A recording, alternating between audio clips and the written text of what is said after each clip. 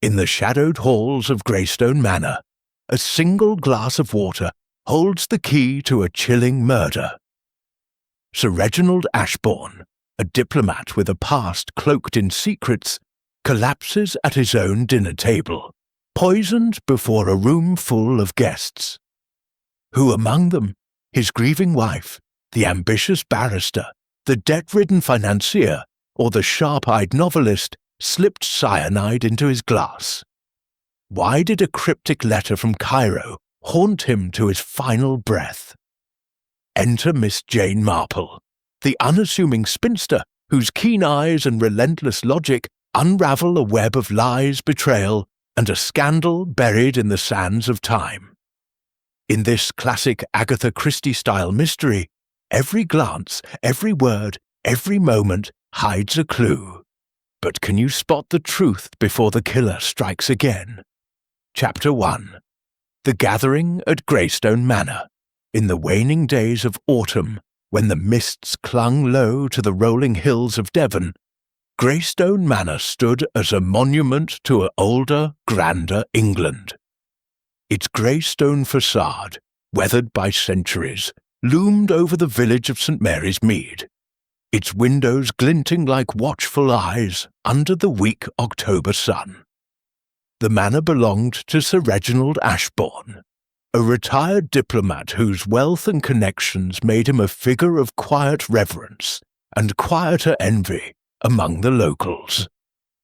On this particular evening, the manor was alive with the hum of anticipation, for Sir Reginald had invited a select group to dine, an event that promised both elegance and intrigue. The drawing-room was a study in opulence. Crystal chandeliers cast a soft glow over polished mahogany, and the air carried the faint scent of beeswax and old roses. The guests, 10 in number, milled about with glasses of sherry. Their voices a low murmur punctuated by occasional laughter. Yet beneath the polished civility, there was a current of unease, as though each guest sensed a storm gathering beyond the manor's walls.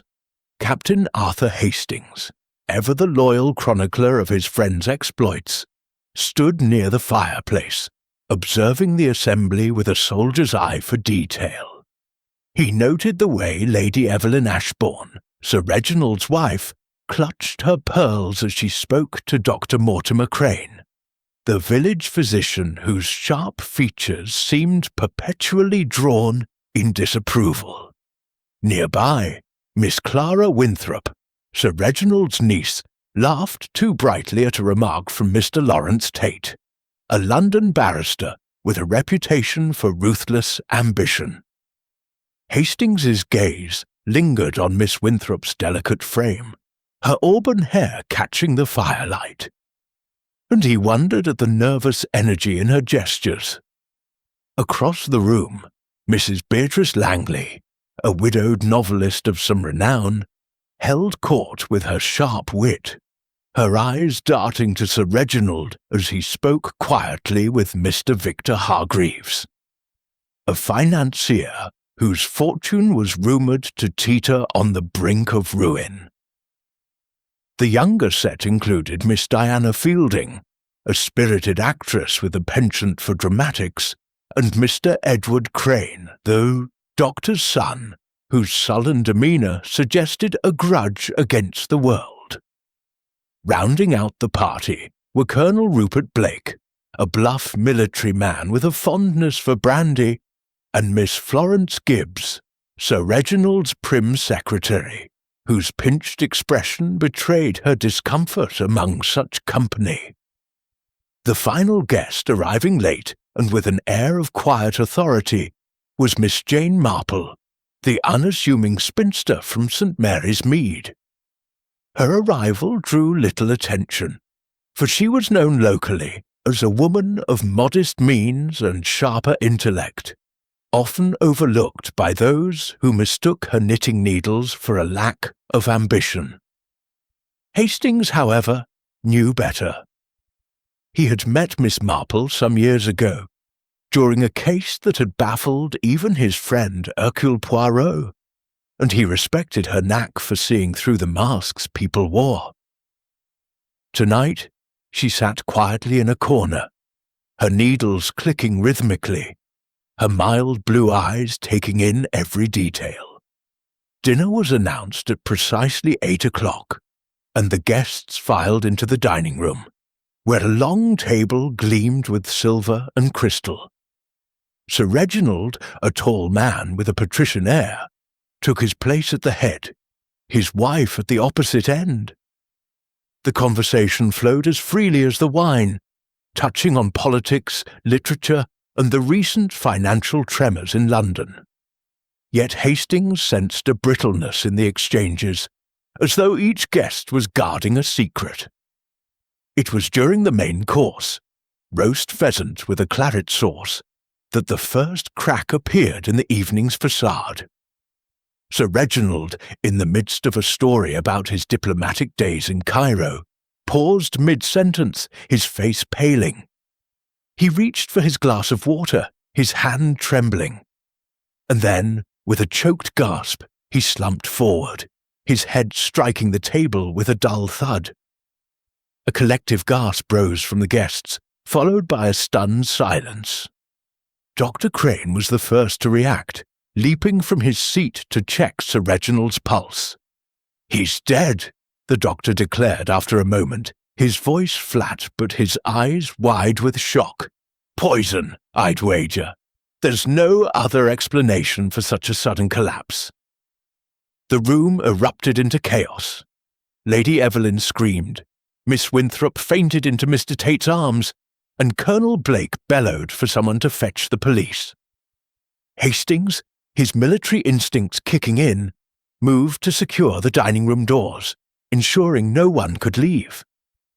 He glanced at Miss Marple, who had set her knitting aside and was watching the scene with a calm, almost detached curiosity.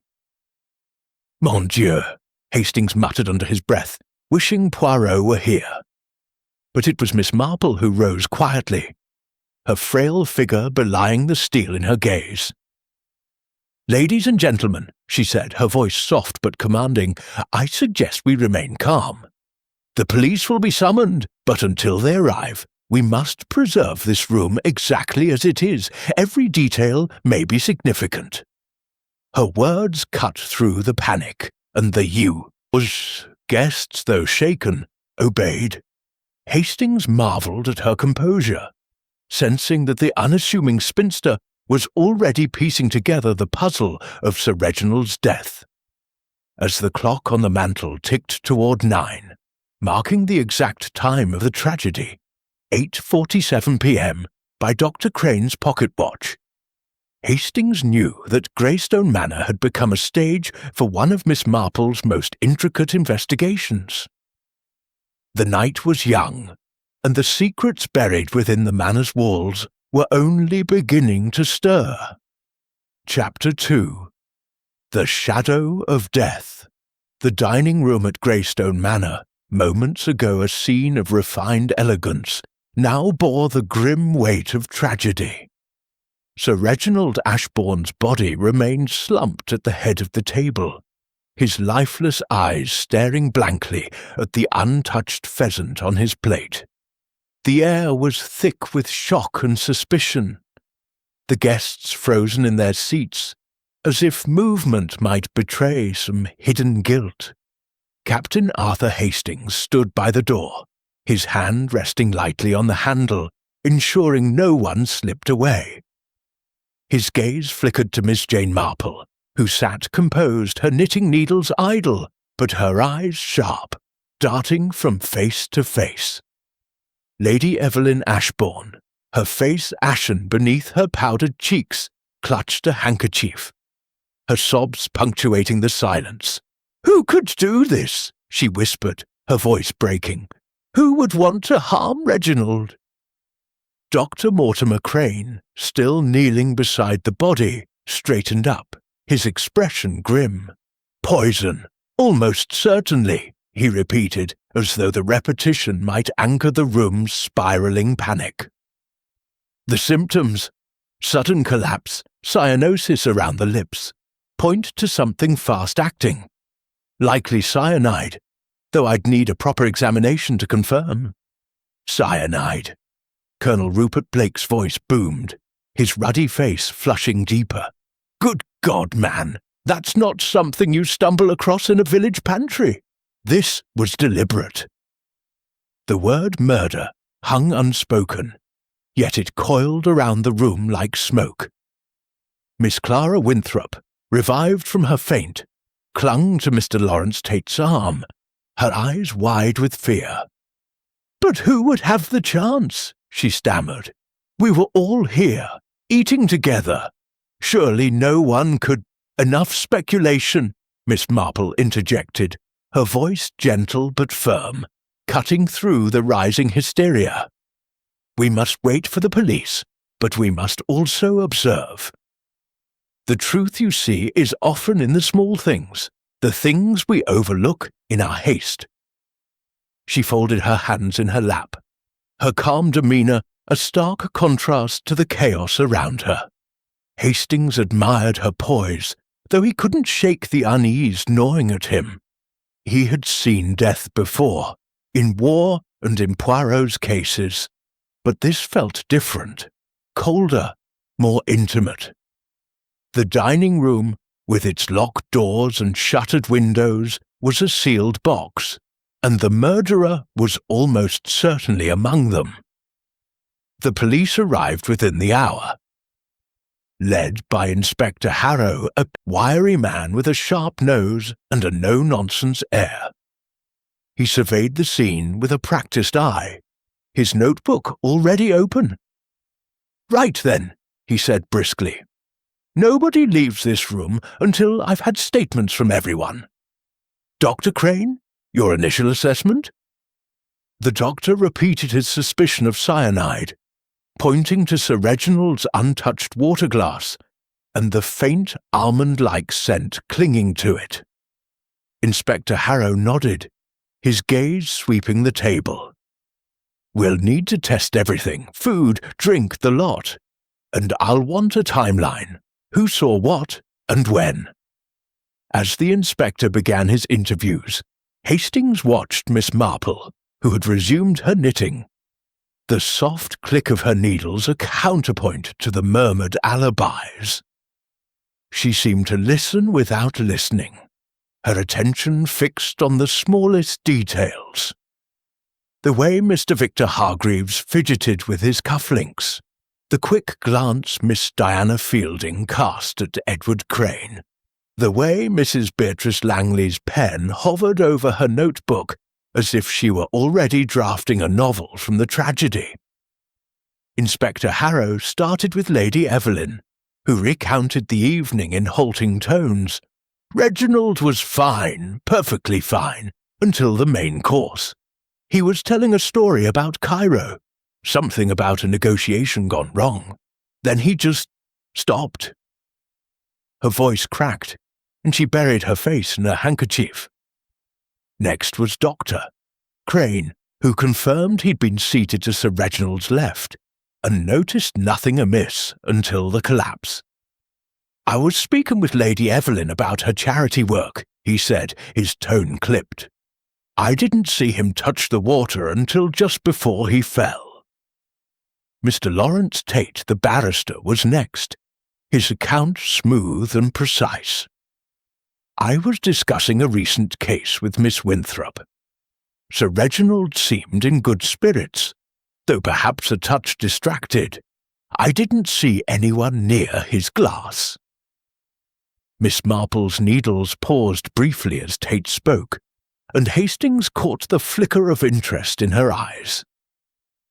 He wondered what she'd noticed, something in Tate's polished delivery, perhaps, or the way he avoided looking at Sir Reginald's body. The interviews continued, each guest offering a similar story. They'd been engrossed in conversation, unaware of any foul play. Colonel Blake blustered about the indignity of being questioned, while Miss Florence Gibbs, the secretary, spoke in a near whisper. insisting she'd been focused on her plate.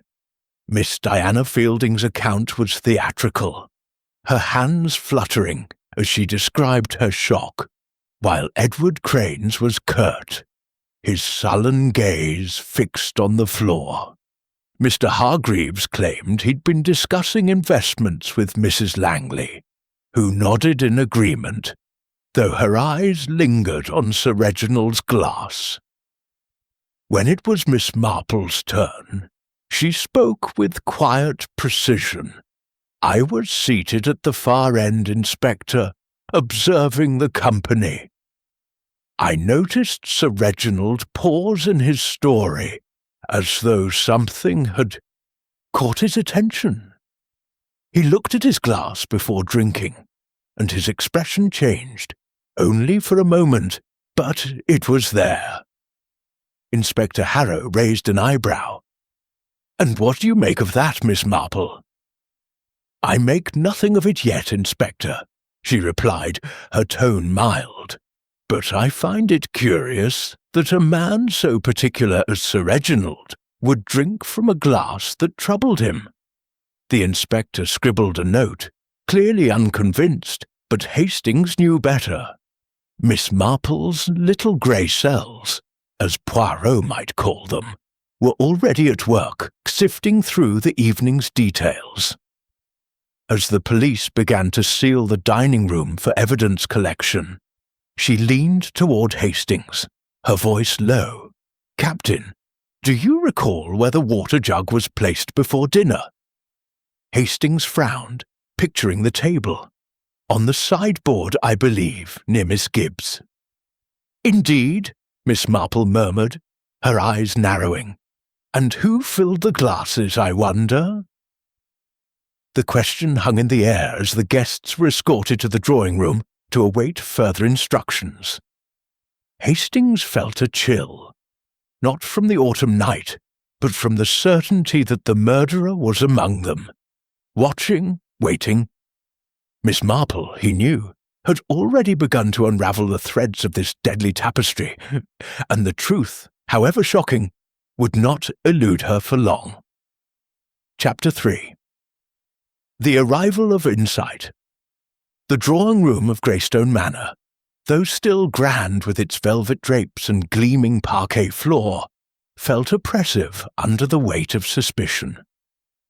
The guests, now sequestered from the dining-room where Sir Reginald Ashbourne's body lay, sat in uneasy clusters, their voices hushed as if speaking too loudly might summon further calamity. The fire in the hearth crackled, casting flickering shadows that seemed to dance with secrets. Captain Arthur Hastings stood near the window, peering out at the mist-shrouded grounds, his mind replaying the moment of Sir Reginald's collapse. He felt the absence of his friend Hercule Poirot keenly, yet he was increasingly certain that Miss Jane Marple, seated quietly with her knitting, was more than equal to the task at hand. Inspector Harrow had stationed a constable at the door, ensuring no one left the manor, and was now in the dining-room with Dr. Crane, overseeing the collection of evidence. The guests, left to their own devices, were a study in contrasts. Lady Evelyn Ashbourne sat rigidly on a chaise longue, her eyes red-rimmed but dry, as if her grief had hardened into resolve. Miss Clara Winthrop, her niece, hovered nearby, her delicate hands twisting a lace handkerchief. Mr. Lawrence Tate, the barrister, paced near the bookshelf, his sharp eyes scanning the room as if cross-examining its occupants. Mrs. Beatrice Langley, the novelist, scribbled furiously in her notebook, her expression one of grim fascination, while Mr. Victor Hargreaves, the financier, sat slumped in an armchair, his face pale and drawn. Miss Diana Fielding, the actress, had draped herself dramatically across a sofa, fanning herself with a magazine, though her eyes darted nervously toward Edward Crane, who leaned against the wall, his sullen demeanour unbroken. Colonel Rupert Blake, his military bearing undiminished, sipped a brandy and muttered about the damned inconvenience of it all. Miss Florence Gibbs, Sir Reginald's secretary, sat apart, her lips pursed, her fingers smoothing the folds of her skirt as if to impose order on the chaos. Miss Marple, however, was the calm at the centre of the storm. Her knitting needles moved with steady rhythm, and her mild blue eyes missed nothing. Hastings, drawn to her quiet authority, approached her chair. "Miss Marple," he said in a low voice, "you mentioned the water jug earlier. Do you think it's significant?" She looked up, her expression serene but with a glint of purpose. "Everything is significant, Captain Hastings, until proven otherwise. The jug, you see, was on the sideboard, accessible to all before dinner. But who filled Sir Reginald's glass, and when? These are questions worth asking." Before Hastings could respond, Inspector Harrow re-entered the room, his notebook tucked under his arm. "Right," he said, his tone brisk. "We've secured the dining room, and the coroner's on his way. I'll need to know more about Sir Reginald's habits, his routines, his enemies. Lady Evelyn, perhaps you could start." Lady Evelyn straightened, her voice steady despite her pallor. "Reginald had no enemies, Inspector. He was a diplomat, respected by all. His work in Cairo, in Brussels, he was a man of peace." "Respected men can have enemies, Lady Evelyn," Miss Marple remarked gently, her needles pausing. "Sometimes the most dangerous foes are those who smile in our presence." The room fell silent, the guests exchanging uneasy glances. Inspector Harrow, undeterred, pressed on. "Let's talk about tonight. Who handled the water jug? Miss Gibbs, you were nearest the sideboard, weren't you?" Miss Gibbs flushed, her hands tightening in her lap. I may have been near it, Inspector, but I didn't touch it. I was arranging the napkins before dinner. The servants usually fill the glasses." "Usually?" Miss Marple's voice was soft, but it carried. "But tonight was not usual, was it, Miss Gibbs? The servants were short-staffed, I believe. Mrs. Langley mentioned earlier that the butler was ill, and only one maid was on duty." Miss Gibbs's eyes widened, and she nodded reluctantly. "Yes, that's true. I suppose someone else must have filled the glasses." "Someone did," Miss Marple said, her tone almost conversational. "And that someone may have had a very particular purpose." Hastings watched as the guests shifted uncomfortably, their eyes flickering toward the sideboard, now cordoned off by the police. He recalled the moment before dinner, when the room had been a flurry of movement, guests mingling, servants bustling. It would have been easy, he realized, for someone to slip a vial of poison into Sir Reginald's glass unnoticed. Inspector Harrow turned to Mr. Hargreaves, whose financial troubles were the subject of village gossip. "Mr. Hargreaves, you were speaking with Sir Reginald about investments earlier. Any disagreements?" Hargreaves's face darkened, but he shook his head. "Nothing of the sort, Inspector. We were discussing a potential venture, purely speculative. Reginald was optimistic, as always." Miss Marple's needles clicked once, twice. "Optimistic," she murmured. "Yet he looked troubled just before he drank. Curious, don't you think?" Hargreaves's jaw tightened, but he said nothing. Hastings noted the exchange, his mind racing. Miss Marple was planting seeds, testing reactions, much as Poirot would have done. She was, he realized, a master of subtlety, using the guise of an elderly spinster to disarm her quarry. The inspector moved on, questioning Miss Deanna Fielding, whose theatrical flair made her account less than reliable. "I was simply enjoying the evening," she said, her voice trembling with practiced emotion. "I didn't notice the glass or the jug. I was too busy listening to Sir Reginald's charming story." Edward Crane, when questioned, offered little beyond a shrug. "I wasn't paying attention," he muttered. "I don't care for dinner parties." As the interviews continued, Hastings leaned closer to Miss Marple. "You're seeing something, aren't you?" he whispered. "Something we've all missed." She smiled faintly, her eyes never leaving the room. "I see what is there, Captain. A glass of water, a moment of hesitation, a room full of people with reasons to hide. Sir Reginald was a man of secrets, and someone here feared those secrets coming to light." The clock on the mantel struck 11, its chimes heavy in the tense air. Inspector Harrow announced that the guests could retire to their rooms, but must remain in the manor until morning. As they dispersed, Hastings caught Miss Marple's eye. "What next?" he asked. "We watch, Captain," she replied, tucking her knitting into her bag. "And we listen. The truth is like a skein of wool, tangled at first, but with patience it unravels." As the guests shuffled out, their footsteps echoing in the grand hall, Hastings felt a chill.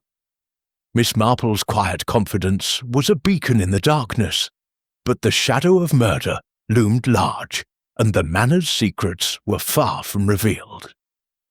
Chapter 4. The Threads of Inquiry. The morning after Sir Reginald Ashbourne's death dawned grey and heavy, the mist outside Greystone Manor thickening as if to mirror the fog of suspicion within. The guests confined to the manor by Inspector Harrow's orders gathered in the morning room for breakfast, though few had an appetite.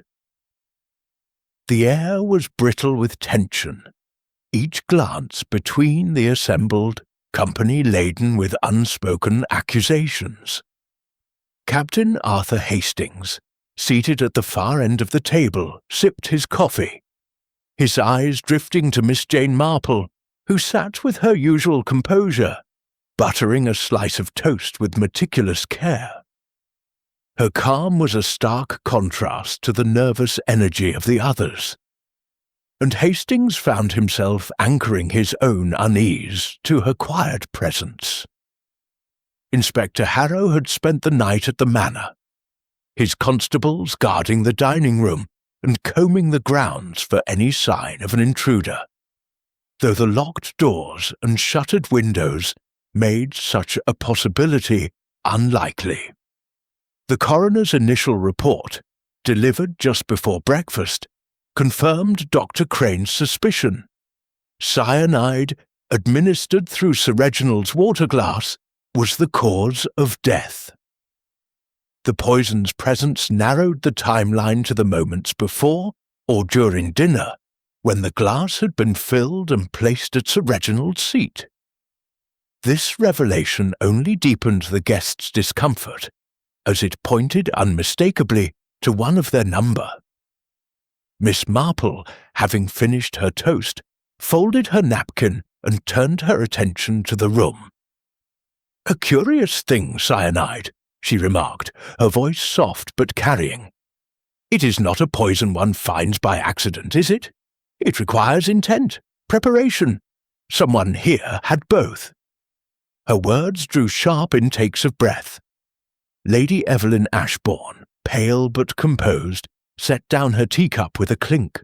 "Miss Marple, surely you don't mean to accuse us all. Reginald was loved, respected."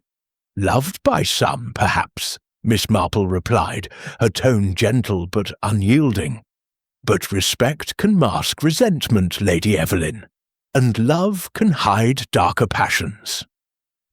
Hastings watched as the guests shifted in their seats. Mr. Lawrence Tate, the barrister, cleared his throat, his voice smooth but guarded.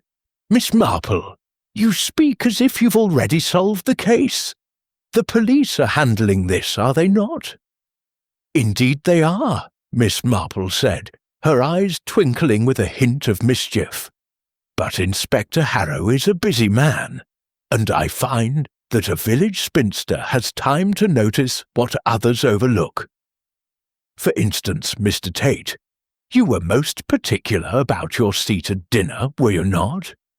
You insisted on sitting beside Miss Winthrop, even though the place cards had you elsewhere." Tate's smile faltered, but he recovered quickly. "A trivial matter, surely.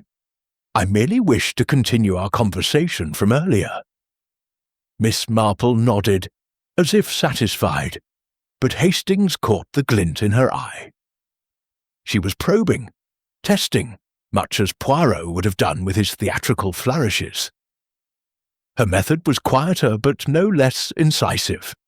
Inspector Harrow entered the room, his notebook in hand, and began his morning inquiries. He started with Miss Florence Gibbs, whose prim demeanour seemed to fray under his scrutiny. "Miss Gibbs," he said, "you mentioned last night that the servants were short-staffed. Who exactly handled the water jug before dinner?" Miss Gibbs's hands twisted in her lap. I don't know, Inspector. I was busy with the place settings. The maid, Elsie, might have filled the glasses, but she was called away to the kitchen just before we sat down." "Called away?" Miss Marple's voice was mild, but her question hung in the air. "By whom, Miss Gibbs?" The secretary hesitated, her eyes darting to Lady Evelyn. I believe it was Lady Evelyn. She needed something from the kitchen. A special sauce, I think." Lady Evelyn's cheeks flushed. "I did no such thing," she said sharply. "I was in the drawing-room with the guests." Miss Marple's needles, which she had retrieved from her bag, clicked softly. "How curious," she murmured. "Memories can be so unreliable under strain." Hastings noted the exchange, his mind racing. The water jug, the glass, the moment of Sir Reginald's hesitation.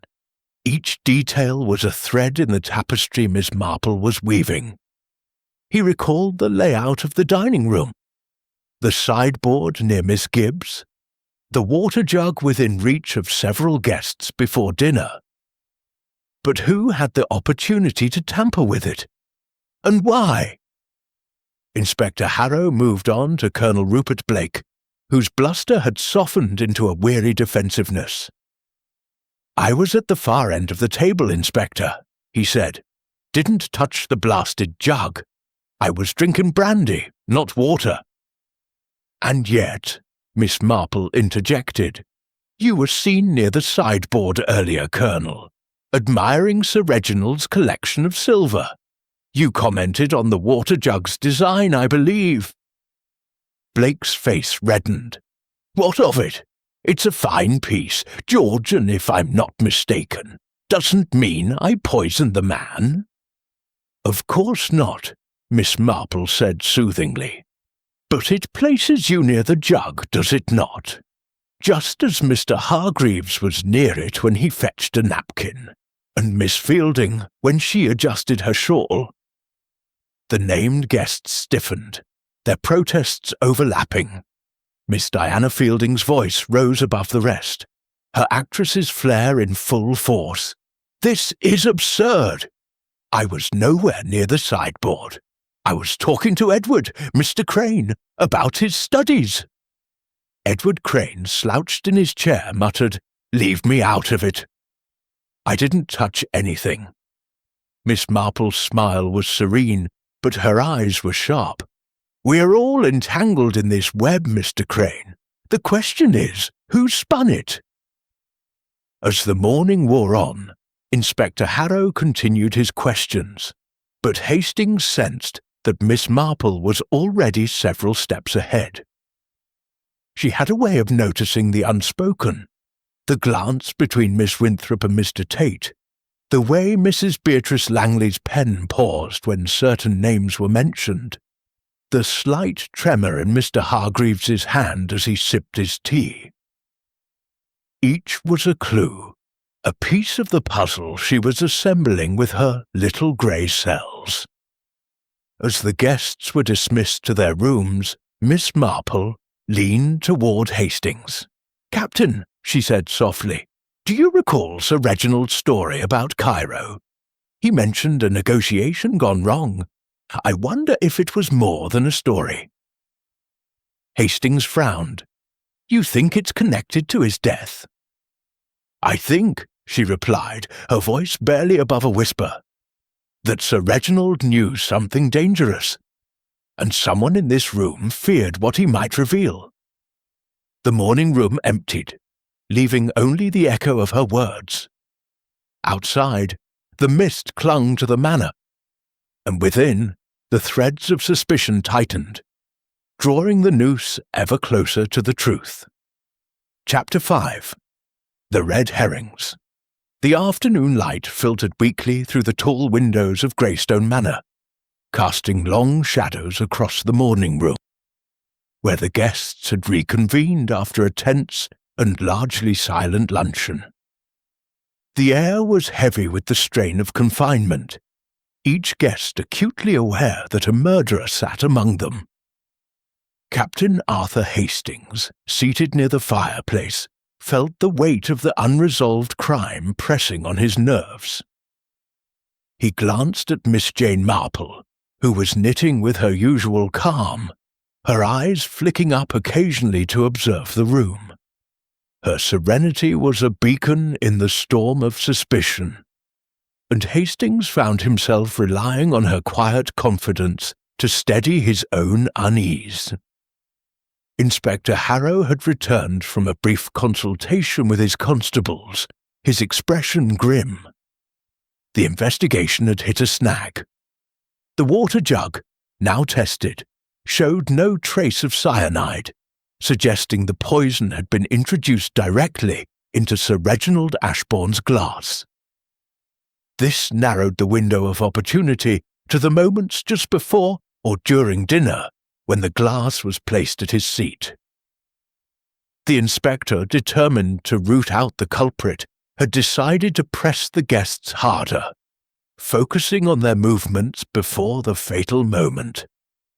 As the questioning resumed, a pattern emerged that seemed to point to an obvious suspect: Miss Florence Gibbs, Sir Reginald's secretary. Her proximity to the sideboard, her nervous demeanour, and her vague answers about the water jug made her an easy target. Inspector Harrow fixed her with a stern gaze. "Miss Gibbs, you were responsible for the table settings, were you not? You had ample opportunity to tamper with Sir Reginald's glass." Miss Gibbs's face flushed scarlet, her hands trembling as she clutched her skirt. I didn't touch his glass, Inspector. I swear it. I was arranging the napkins, as I said, and then I was called away. Called away by whom? Harrow pressed, his tone sharp. You mentioned Lady Evelyn earlier, but she denies it. Miss Gibbs's eyes darted to Lady Evelyn, who sat rigidly, her lips pressed into a thin line. I must have been mistaken, she stammered. It was so hectic before dinner. Perhaps it was Elsie, the maid. The room buzzed with murmurs, and Hastings saw several guests nod, as if Miss Gibbs's faltering explanation confirmed her guilt. Colonel Rupert Blake leaned forward, his voice gruff. Seems clear enough to me, Inspector. The girl was right there, fussing about the table. Who else had the chance?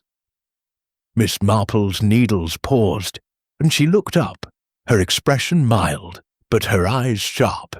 It is always tempting, Colonel, to seize upon the obvious. But, in my experience, the obvious is often a distraction. Miss Gibbs, you say you were called away. Did you see anyone else near the sideboard before you left? Miss Gibbs hesitated, her gaze flickering toward Mr. Victor Hargreaves, who sat stiffly in his chair. I don't recall exactly. Mr. Hargreaves was nearby, I think, fetching a napkin, and Miss Fielding passed by with her shawl. Miss Diana Fielding gasped, her hand flying to her chest. How dare you! I was nowhere near the sideboard. I was adjusting my shawl by the mirror. Hargreaves, too, bristled. I took a napkin, yes, but that's hardly a crime. I didn't touch the blasted jug or the glass. Miss Marple's smile was serene, but Hastings recognized the glint in her eye. She was stirring the pot, letting the guests' reactions reveal more than their words. He recalled Poirot's method of sowing doubt to flush out the truth, and he saw the same strategy at work here. Miss Gibbs, though shaken, seemed less guilty than overwhelmed, her nervous demeanour perhaps a product of her lowly position, rather than a murderer's guilt. Inspector Harrow, however, was less discerning. Miss Gibbs, your story doesn't add up. You'll need to come with me for further questioning. As the constable stepped forward, Miss Gibbs let out a small sob, her eyes pleading. "Wait, Inspector," Miss Marple interjected, her voice gentle but commanding. "Before you focus on Miss Gibbs, might I suggest you consider the glass itself? Sir Reginald was particular about his habits, was he not? He always used the same crystal glass, etched with his initials. Is that correct, Lady Evelyn?" Lady Evelyn nodded, her expression wary. Yes, it was a gift from his time in Cairo. He insisted on using it for water at every meal. Curious, Miss Marple mused, her needles resuming their rhythm. A man so particular would notice if his glass was moved or handled, yet no one saw anyone touch it, except perhaps when it was filled. And who filled it? Not Miss Gibbs, who was arranging napkins, nor Elsie, who was in the kitchen. Someone else, then, in that brief window before dinner. The room fell silent, the guests exchanging uneasy glances. Hastings felt a chill as he realized Miss Marple was redirecting suspicion, pulling the thread away from Miss Gibbs and toward the group as a whole. Inspector Harrow, though visibly frustrated, nodded. "Very well, Miss Marple. We'll examine the glass further. But I'm not ruling anyone out yet." As the inspector moved on to question Mr. Lawrence Tate, Hastings leaned toward Miss Marple. "You don't think Miss Gibbs did it, do you?" he whispered. She shook her head slightly. "Miss Gibbs is frightened, Captain, but not, I think, of being caught. She fears something else, perhaps what she knows, or what she saw. The real culprit is cleverer, hiding behind the noise of these accusations." Hastings glanced at the others. Tate, smooth and controlled. Mrs. Beatrice Langley, her pen still scratching in her notebook. Edward Crane, sullen and withdrawn. Miss Clara Winthrop, her eyes fixed on Tate with an intensity that puzzled him. Each had a motive, he realized: financial ruin for Hargreaves, ambition for Tate, resentment for Edward, or even jealousy for Lady Evelyn, but which had acted? Miss Marple's voice broke his thoughts. "Captain, do you recall Sir Reginald's story about Cairo? He mentioned a negotiation that went wrong. I wonder if any of our guests were connected to that time in his life." Hastings frowned, trying to recall the details. He didn't name names, but he seemed unsettled. "Do you think it's relevant?" "Everything is relevant," she replied, her eyes narrowing. "A man like Sir Reginald does not die by chance. His past, his secrets, brought this poison to his glass. We must find the link." As the afternoon wore on, Inspector Harrow's questions grew sharper, but the guests' answers remained evasive. Each alibi carefully constructed, yet laced with contradictions. Miss Marple, however, seemed content to listen, her knitting a steady rhythm against the rising tension. Hastings knew she was waiting, watching for the slip that would unravel the web of lies. The red herrings, Miss Gibbs's nerves, the sideboard's accessibility, were distractions, but the truth, he sensed, was drawing closer, hidden in the shadows of Greystone Manor. Chapter 6. A clue in detail. The late afternoon sun struggled through the heavy clouds, casting a pallid light over Greystone Manor. The morning room, where the guests remained under Inspector Harrow's watchful eye, had grown stifling, the air thick with the scent of coffee and unspoken fears. Captain Arthur Hastings, seated near a window, felt the weight of the day pressing on him. The relentless tick of the mantel clock marking the slow progress of the investigation. Sir Reginald Ashbourne's murder hung over the manor like a storm cloud, and the guests' nerves were fraying under the strain of suspicion. Miss Jane Marple, as ever, seemed untouched by the tension. Her knitting needles moved with quiet precision, and her mild blue eyes roamed the room, catching the smallest gestures. The way Mr. Lawrence Tate's fingers drummed on the arm of his chair, the quick glance Miss Clara Winthrop cast toward the door, the way Mrs. Beatrice Langley's pen hesitated over her notebook. Hastings marvelled at her ability to remain serene while piecing together the puzzle of Sir Reginald's death. He knew she was searching for a detail, a single overlooked thread that would begin to unravel the mystery. Inspector Harrow, growing impatient, had shifted his focus to the physical evidence. He stood before the group, holding a small evidence bag containing Sir Reginald's etched crystal glass, now dusted for fingerprints. "We've found prints on the glass," he announced, his voice sharp. "Most belong to Sir Reginald, as expected, but there are others, smudged unfortunately, but present. Someone handled this glass before he drank from it. I want to know who." The guests exchanged uneasy glances, their alibis from the previous night now under renewed scrutiny. Miss Florence Gibbs, still shaken from her earlier questioning, shrank into her chair, while Colonel Rupert Blake blustered, "Fingerprints! Half of us probably touched that glass at some point. It's a dining room, not a cloister." Miss Marple's needles paused, and she looked up, her expression thoughtful. "Indeed, Colonel, but not all touches are equal. A glass held to drink leaves one kind of mark, while a glass handled with intent, say, to add a substance, leaves another. The smudges, Inspector, are they consistent with a hurried grip, perhaps with a cloth?" Harrow's eyes narrowed, but he nodded. "Possibly. The lab will confirm, but it suggests someone tried to wipe the glass clean.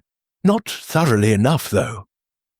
Miss Marple's smile was faint but knowing. "How careless of them," she murmured, her voice barely audible.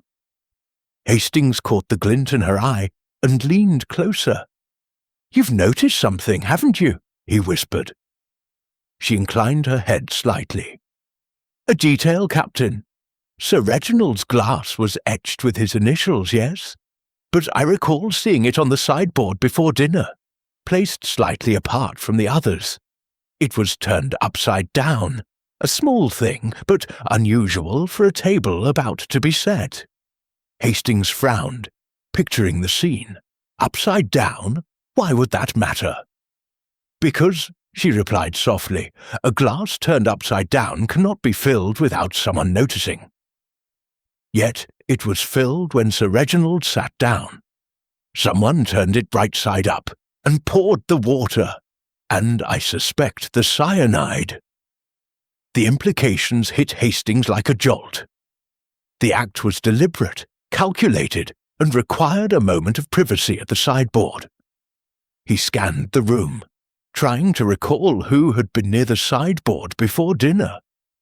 Miss Gibbs had been there, arranging napkins, but so had Mr. Hargreaves, fetching a napkin, and Miss Diana Fielding, adjusting her shawl.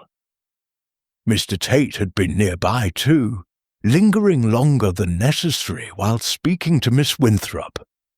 Inspector Harrow, unaware of Miss Marple's observation, turned his attention to Mr. Victor Hargreaves, whose financial troubles were no secret. "Mr. Hargreaves," he said, "you admitted to being near the sideboard before dinner. Did you touch Sir Reginald's glass?" Hargreaves's face paled, but he shook his head vehemently. "I took a napkin, as I said. I didn't touch any glass, let alone his. I had no reason to harm Reginald. He was my friend." "Friend or creditor?" Mrs. Beatrice Langley interjected, her voice sharp with the novelist's knack for cutting through pretense. "Everyone knows you were in debt to him, Victor." "A tidy sum, from what I've heard." Hargreaves's eyes flashed with anger. "That's slander, Beatrice. My dealings with Reginald were private and amicable." Miss Marple's needles clicked softly. "Private, perhaps, but amicable. I wonder, Mr. Hargreaves, if Sir Reginald pressed you for repayment recently. He was a meticulous man, was he not? Not one to let debts linger." Hargreaves's jaw tightened, but he said nothing, his silence louder than any protest. Hastings noted the exchange, his mind racing. Miss Marple was probing again, using her gentle tone to expose cracks in the guests' facades. He glanced at Lady Evelyn, who sat rigidly, her hands clasped tightly, and wondered if she knew more about her husband's financial dealings than she let on. The inspector moved on to Miss Diana Fielding, whose theatrical flair made her a less reliable witness. "I was by the mirror, not the sideboard," she insisted, her voice trembling with indignation. "I was adjusting my shawl. Everyone saw me." "Not quite everyone," Miss Marple said mildly. "You were near the sideboard for a moment, Miss Fielding, when you dropped your fan. You bent to retrieve it, did you not? Close to the glass." Miss Fielding's cheeks flushed, but she tossed her head. "A coincidence. I didn't touch anything." Miss Marple nodded, as if satisfied, but Hastings knew she was cataloguing every reaction, every inconsistency. The upside-down glass, the smudged fingerprints, the hurried wipe, all pointed to a careful plan gone slightly awry. He recalled Sir Reginald's hesitation before drinking, as if he'd noticed something amiss. Had he seen the glass's position, or perhaps a trace of the poison? As the questioning continued, Miss Marple leaned toward Hastings, her voice low. "Captain, do you recall Sir Reginald's story about Cairo? He spoke of a negotiation gone wrong, but he also mentioned a letter he received recently, reminding him of that time. I wonder if it was on his person when he died." Hastings's eyes widened. "A letter? You think it's connected?" "I think," she replied, her eyes narrowing, "that Sir Reginald's past caught up with him, and someone in this room knew it." The clock struck 4, its chimes echoing in the tense silence. Inspector Harrow announced a break, allowing the guests to stretch their legs but remain within the manor. As they dispersed, Hastings followed Miss Marple's gaze to the sideboard, now cordoned off by the police. The upside-down glass, the smudged fingerprints. These were no mere details, but the first clear threads in the web of deceit. The murderer, he realized, had made a mistake. and Miss Marple was closing in on it with her relentless, quiet logic. Chapter 7. More Lies Surface. The evening shadows lengthened across Greystone Manor, deepening the gloom that had settled over its inhabitants. The morning room, where the guests had been confined for much of the day, felt increasingly like a gilded cage, its opulent furnishings mocked by the grim reality of Sir Reginald Ashbourne's murder. Captain Arthur Hastings, standing near the fireplace, felt the strain of the investigation wearing on him. The relentless questioning, the evasive answers, and the growing web of suspicion made the air thick with unease. Yet Miss Jane Marple, seated with her knitting, remained an island of calm, her sharp eyes missing nothing as they darted from one guest to another.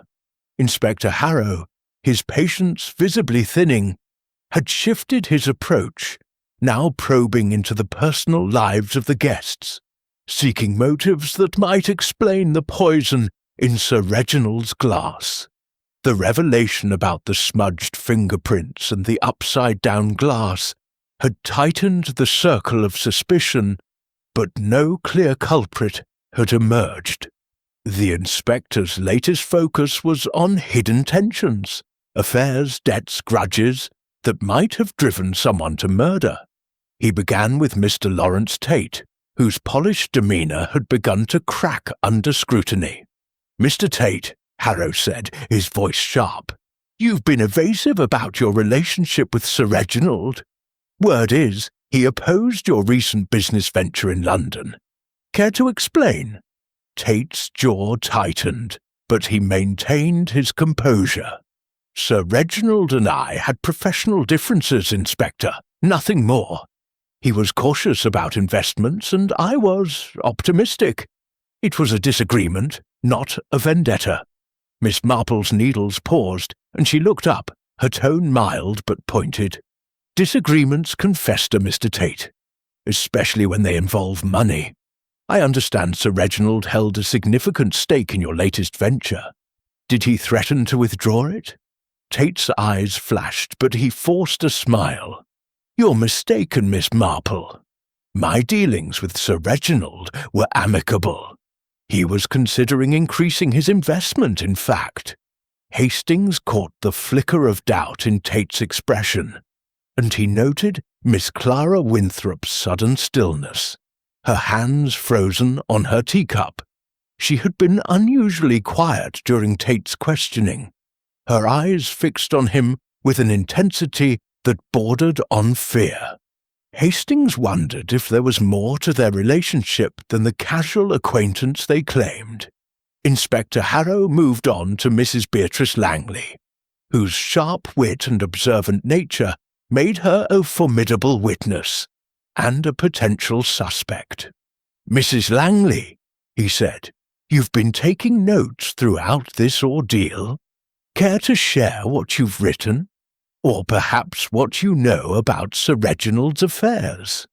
Mrs. Langley's pen stopped mid-stroke, and she closed her notebook with a snap. "I'm a novelist, Inspector. I observe, I record. Sir Reginald was a fascinating character, generous but guarded. I knew nothing of his private affairs beyond what he shared at dinner parties." Miss Marple tilted her head, her voice soft. "Yet you were quick to mention Mr. Hargreaves's debts, Mrs. Langley. And I recall you speaking with Sir Reginald about a manuscript. A novel, perhaps, based on his time in Cairo. Did he object to its contents?" Mrs. Langley's smile was tight. "He found it amusing, Miss Marple. Nothing more. My novels are fiction, not biography."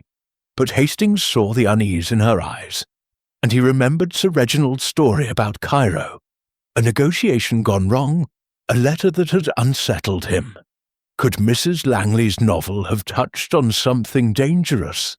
Something Sir Reginald wished to keep buried? The questioning turned to Miss Diana Fielding, whose theatrical flair had begun to grate on the group. "Miss Fielding," Harrow said, You claim you were nowhere near the sideboard, but Miss Gibbs places you there, and you were seen speaking with Edward Crane before dinner, quite intently. Care to explain?" Miss Fielding tossed her head, her voice rising. "Edward and I were discussing his studies, as I said. I dropped my fan, yes, but I didn't touch the glass. This is outrageous." Edward Crane, slouched in his chair, muttered, "She's right. We were talking. Nothing more." Miss Marple's needles clicked softly. "Young people often have secrets, Mr. Crane. And you, I notice, avoid looking at Miss Fielding when you speak. Is there something you'd rather not share?"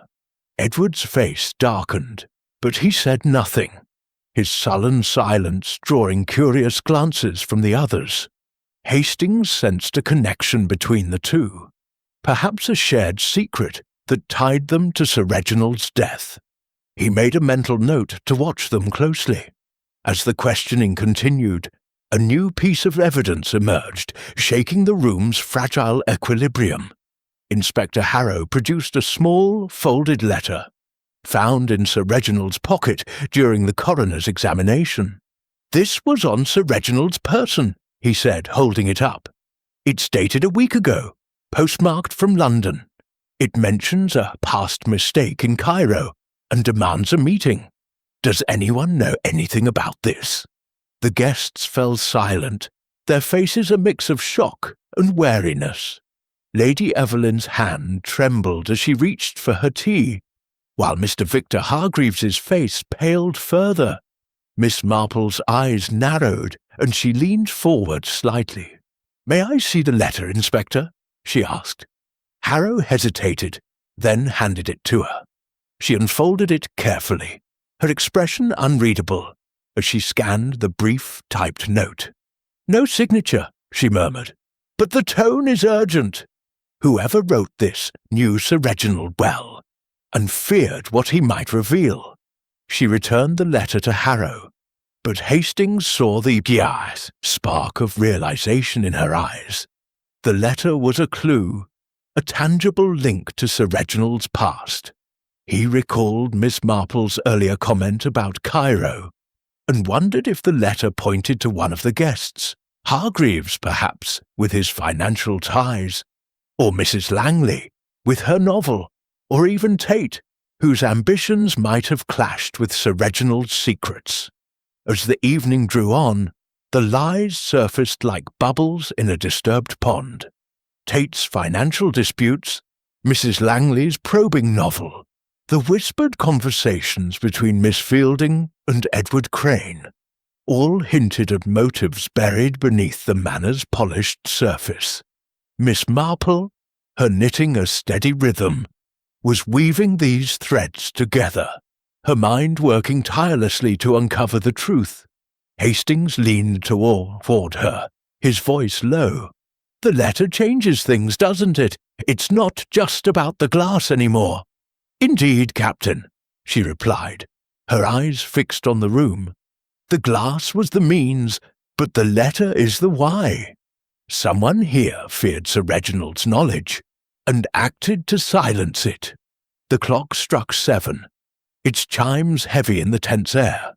The guests, dismissed to their rooms for the night, filed out, their footsteps echoing in the grand hall.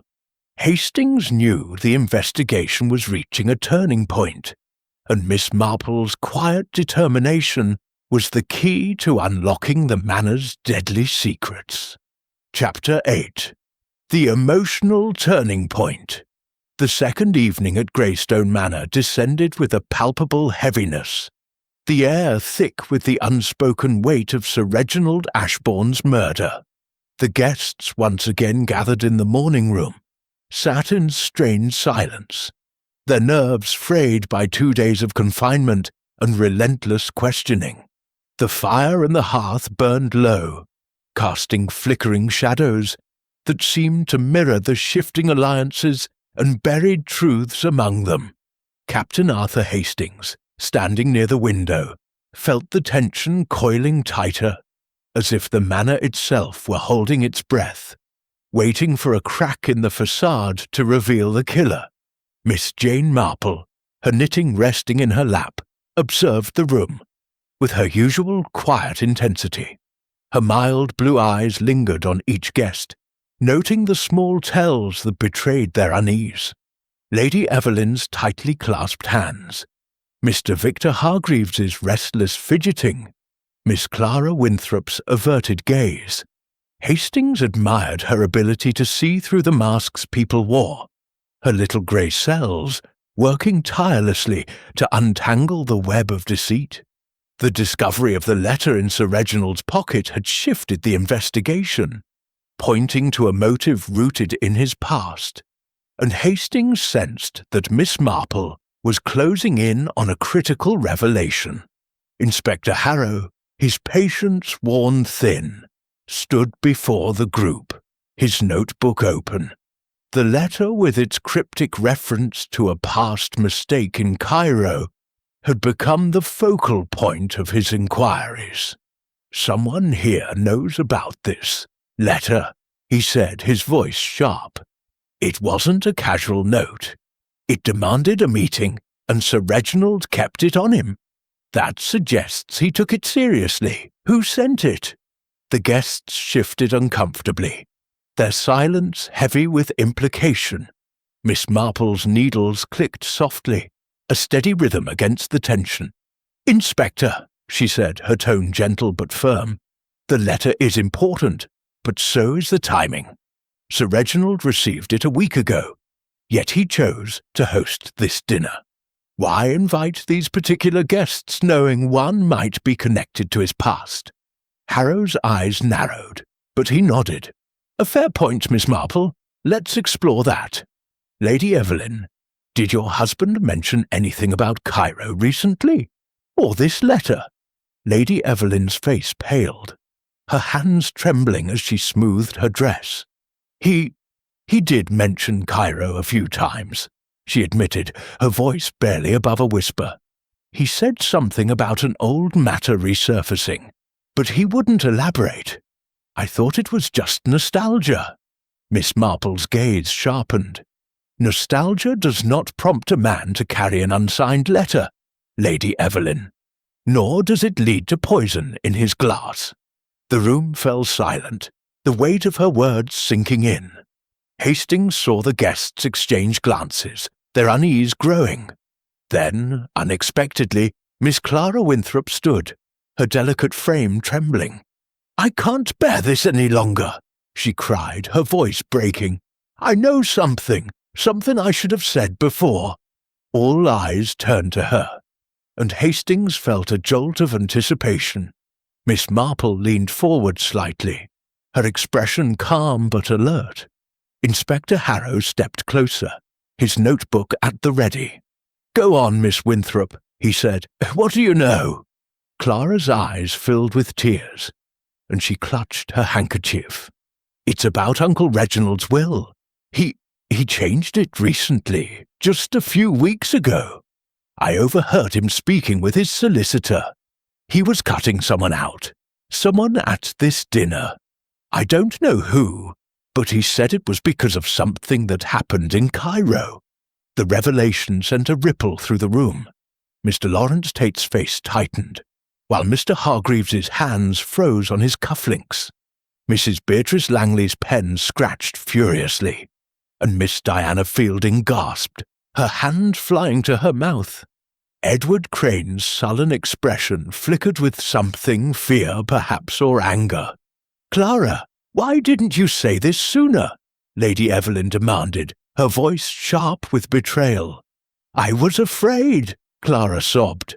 "Uncle Reginald was so secretive about it, and I didn't want to cause trouble. But now I think it's why he was killed." Miss Marple's needles stopped, and she looked at Clara with a mixture of sympathy and scrutiny. "Thank you, Miss Winthrop," she said softly. "That was bravely done. But tell me, when you overheard this conversation, did Sir Reginald mention any names, or perhaps a specific incident in Cairo?" Clara shook her head, tears streaming down her cheeks. "No, He just said it was a matter of trust. Someone had betrayed him long ago. I didn't understand, but he sounded angry. Harrow scribbled in his notebook, his eyes scanning the room. This changes things, he said. If Sir Reginald altered his will, it gives us a motive. Someone stood to lose a great deal. I'll need to see that will. Lady Evelyn nodded, her face drawn. It's in his study, locked in the safe. I'll fetch the key. As she left the room, escorted by a constable, Hastings leaned toward Miss Marple. This is it, isn't it? He whispered. The will, the letter, it's all connected to Cairo. Indeed, Captain, she replied, her voice low. But the connection is not yet clear. Miss Winthrop's confession is a step forward, but it is also a distraction. The murderer may be hoping we focus on the will and overlook something simpler, something closer to the moment of death, eh? Hastings frowned, his mind racing. The will was a powerful motive, but Miss Marple's words reminded him of her earlier focus on the glass, the sideboard, the smudged fingerprints. The murderer had acted with precision, yet Clara's outburst suggested a crime driven by passion or desperation. Which was it? When Lady Evelyn returned with the key, Harrow announced he would retrieve the will and continue questioning in the morning. The guests dismissed to their rooms filed out, their faces a mix of relief and dread. Clara, still trembling, was escorted by Miss Fielding, who murmured soothing words but cast a wary glance over her shoulder. Miss Marple tucked her knitting into her bag and rose, her eyes meeting Hastings. Captain, she said softly, the truth is like a village gossip. It spreads quietly, but it cannot stay hidden forever.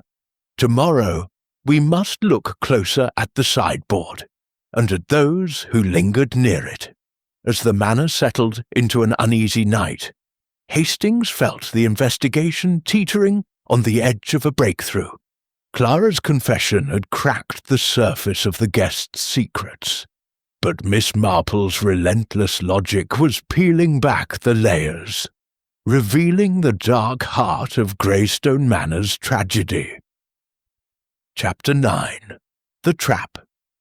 The third morning at Greystone Manor broke with a chill that seeped through the stone walls, mirroring the cold unease that gripped its inhabitants. The morning room, where the guests had once again gathered, was bathed in pale light, the mist outside clinging stubbornly to the grounds.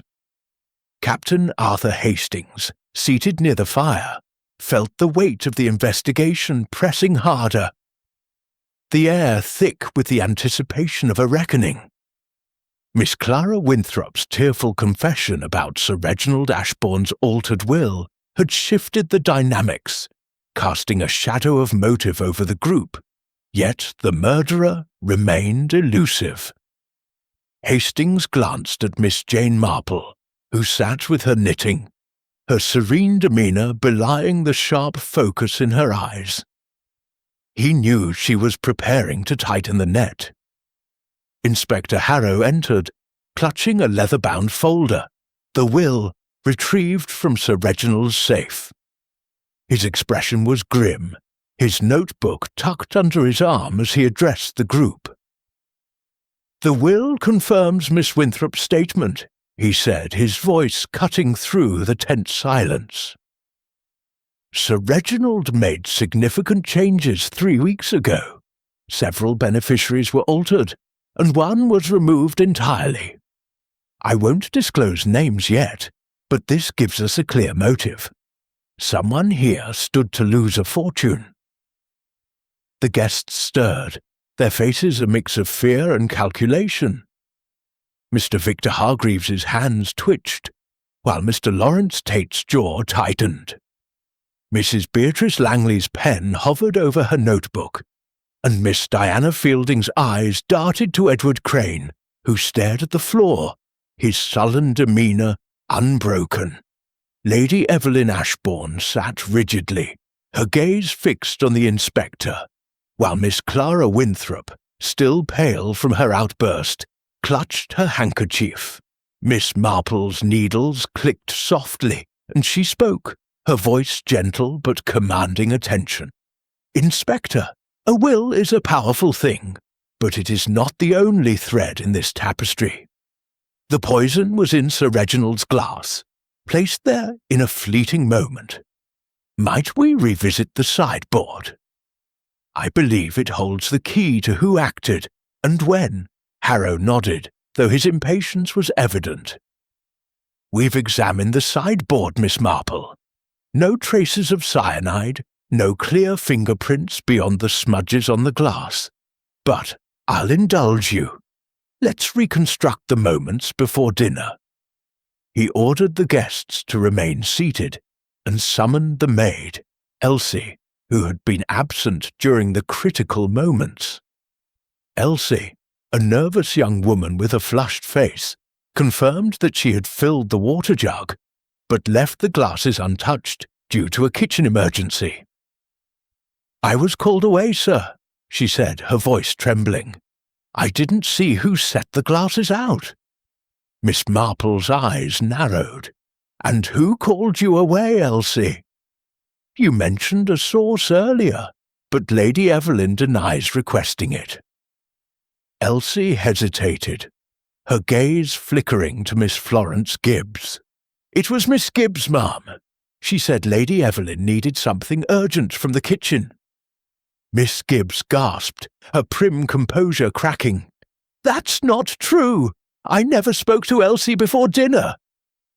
The room erupted in murmurs, and Hastings saw the trap beginning to form. Miss Marple, with her quiet questions, was drawing out contradictions, forcing the guests to reveal more than they intended. She turned to the group, her tone conversational. "It is curious, is it not, how memories differ? Let us consider the sideboard again. The glass was upside down, as I noted, yet it was filled and placed at Sir Reginald's seat. Someone turned it right side up, poured the water, and added the cyanide. Who was near enough to do so?" She paused, her eyes sweeping the room. "Mr. Hargreaves, you fetched a napkin. Miss Fielding, you dropped your fan. Mr. Tate, you lingered by the sideboard while speaking to Miss Winthrop. And Miss Gibbs, you were arranging the table. Each of you had a moment, a fleeting opportunity." The named guests protested, their voices overlapping. Hargreaves blustered about his innocence, Miss Fielding's indignation rose to a theatrical pitch, and Tate's smooth denial carried a hint of unease. Miss Gibbs, however, crumpled, her hands covering her face. "I didn't touch the glass," she cried. "I swear it." Miss Marple's voice remained calm. "I believe you, Miss Gibbs, but someone did. And someone sent Elsie away to ensure the sideboard was unwatched. Let us try a small experiment." She rose, her frail figure commanding the room, and moved to the sideboard, now cleared of its contents by the police. "Inspector, if you'll permit me, let us imagine the scene. The guests are mingling. The room is busy. Someone approaches the sideboard, turns the glass, pours the water, and adds the poison, all in a matter of seconds. It requires nerve, precision, and a distraction." She turned to the group, her eyes sharp. "Colonel Blake, you were admiring the silver, were you not? You made quite a show of it, drawing attention. And Mrs. Langley, you were nearby, asking Sir Reginald about his Cairo days. Both of you created a moment of chaos, perfect for a subtle act." Colonel Blake's face reddened. "Are you accusing me, Miss Marple?" "I was merely appreciating fine craftsmanship, and I was gathering material for my novel," Mrs. Langley snapped, her pen still. "This is preposterous." Miss Marple smiled faintly. "I accuse no one, yet, but I observe. And I note that Sir Reginald's letter, his will, and his hesitation before drinking all point to a truth we are close to uncovering. Someone here feared his knowledge, his intentions. Let us gather in the dining room tomorrow, at the exact hour of his death, 8:47 p.m. I believe a reenactment may clarify matters. Harrow raised an eyebrow but agreed, intrigued despite himself. The guests, visibly shaken, exchanged wary glances. Hastings felt the tension peak, sensing that Miss Marple was setting a trap, using the pressure of the moment to force a mistake. He leaned toward her as the group was dismissed. "You're pushing them, aren't you? To see who cracks." She nodded, her eyes glinting. "The murderer is clever, Captain, but not infallible." They acted in haste, leaving smudges, turning a glass. Tomorrow we shall see who falters when the scene is replayed. As the guests filed out, their footsteps heavy with dread, Hastings felt the manor's walls closing in. The trap was set, and Miss Marple's quiet logic was drawing the noose tighter. The truth, he knew, was within reach, waiting to be exposed in the flickering light of the dining room. Chapter 10. The Reveal. The evening of the third day at Greyston Manor was cloaked in an oppressive stillness, the air heavy with the promise of resolution. The dining room, where Sir Reginald Ashbourne had met his end, was prepared for Miss Jane Marple's reenactment, its long table cleared of all but the essential elements. A replica of the etched crystal glass, a water jug, and the place settings as they had been at 8:47 p.m. 3 nights prior. The guests summoned by Inspector Harrow filed in with visible trepidation, their faces pale under the chandelier's glow. Captain Arthur Hastings, standing near the sideboard, felt his pulse quicken, sensing that Miss Marple's trap was about to spring. Her calm demeanour, as she stood at the head of the table, belied the razor-sharp intellect that had orchestrated this moment. Inspector Harrow, his notebook at the ready, addressed the group. "Miss Marple has requested this reenactment to clarify the events leading to Sir Reginald's death. We'll recreate the moments before dinner, and I expect your full cooperation. Any discrepancies in your accounts will be noted." The guests nodded, their eyes darting nervously. Lady Evelyn Ashbourne clutched her pearls. Mr. Lawrence Tate stood rigidly, his lawyerly composure strained, and Mr. Victor Hargreaves fidgeted with his cufflinks. Miss Clara Winthrop's hands trembled, while Miss Diana Fielding's theatrical poise seemed forced. Edward Crane slouched against the wall, his sullen gaze fixed on the floor, and Mrs. Beatrice Langley's pen hovered over her notebook, poised to capture every detail. Colonel Rupert Blake and Miss Florence Gibbs stood apart, their expressions a mix of defiance and dread. Miss Marple stepped forward, her voice soft but commanding. "Ladies and gentlemen, we are here to retrace the steps of a murderer. Sir Reginald died from cyanide in his glass, a glass that was turned upside down on the sideboard before dinner, then righted and filled with poisoned water. The act was swift, deliberate, and concealed by the chaos of the evening. Let us begin." She directed the guests to take their positions as they had been before dinner. Miss Gibbs, trembling, stood by the sideboard, arranging napkins. Mr. Hargreaves moved. To fetch a napkin, Miss Fielding dropped her fan nearby, and Mr. Tate lingered, speaking to Miss Winthrop. Colonel Blake admired the silver, his voice loud, while Mrs. Langley hovered near Sir Reginald's chair, asking about Cairo. Lady Evelyn stood at the far end, greeting guests, and Edward Crane sulked by the window. Miss Marple watched closely, her eyes narrowing as the scene unfolded. "Notice," she said, "how crowded the sideboard was. Miss Gibbs, you were called away.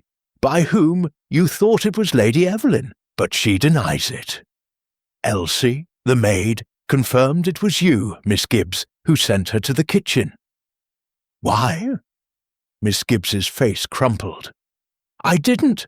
I swear someone else must have—" "Enough," Miss Marple said gently, raising a hand. "Let us focus on the glass. It was upside down, a small detail, but significant. Someone turned it, poured the water, and added the cyanide. Mr. Hargreaves, you were closest when you took the napkin. Did you see the glass?"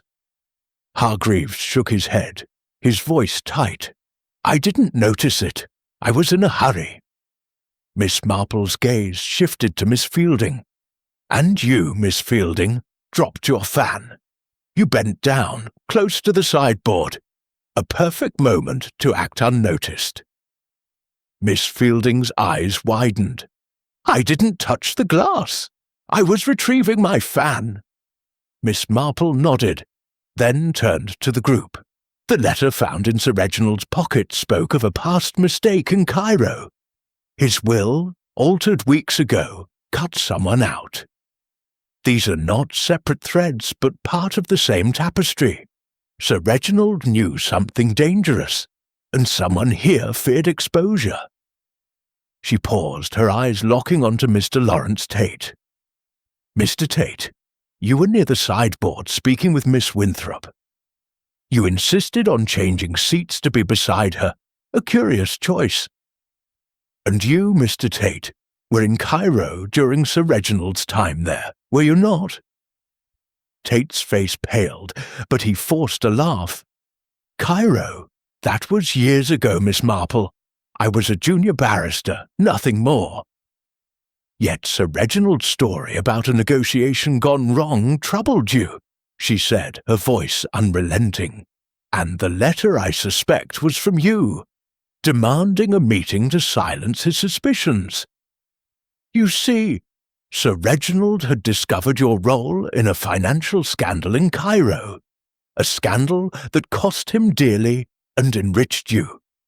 When he threatened to expose you, you acted." The room gasped, and Tate's composure shattered. "This is absurd. You have no proof." Miss Marple's smile was serene. "The proof is in the glass, Mr. Tate. You turned it right side up, poured the water, and added the cyanide, using the distraction of Colonel Blake's loud admiration and Mrs. Langley's questions. The smudged fingerprints were yours, wiped hastily with your handkerchief, and Miss Winthrop, your unwitting accomplice, knew of your desperation. She overheard your talks with Sir Reginald, but was too loyal to speak, until now." Miss Winthrop sobbed, her head in her hands. "I didn't know he'd do it. I thought he was just angry." Tate lunged forward, his voice rising. "This is madness! I demand enough!" Inspector Harrow barked, stepping forward. "Mr. Tate, your fingerprints are being re-examined, and we found a vial in your room, hidden in your shaving kit. You're under arrest."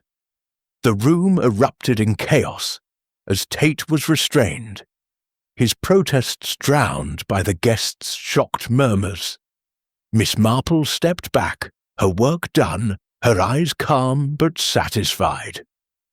Hastings, stunned, approached her. "How did you know, Miss Marple? The glass, the letter, it all came together." She tucked her knitting into her bag. "The little details, Captain. The glass's position, Tate's insistence on his seat, his unease at the Cairo story. They told a story, and I listened. As Tate was led away, the manor seemed to exhale, the weight of the crime lifting. But Hastings knew the final chapter awaited. Miss Marple's reflection on the human heart, and the quiet exit of a mind that saw what others missed. Chapter 11. The Reflection. The morning after Mr. Lawrence Tate's arrest dawned with a fragile clarity over Greystone Manor, as if the mist that had clung to the Devon hills had lifted to reveal a truth long obscured.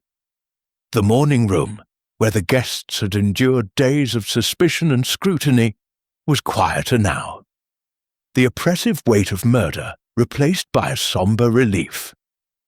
Captain Arthur Hastings, seated near the window, gazed out at the grounds, his mind still reeling from Miss Jane Marple's masterful unravelling of the crime.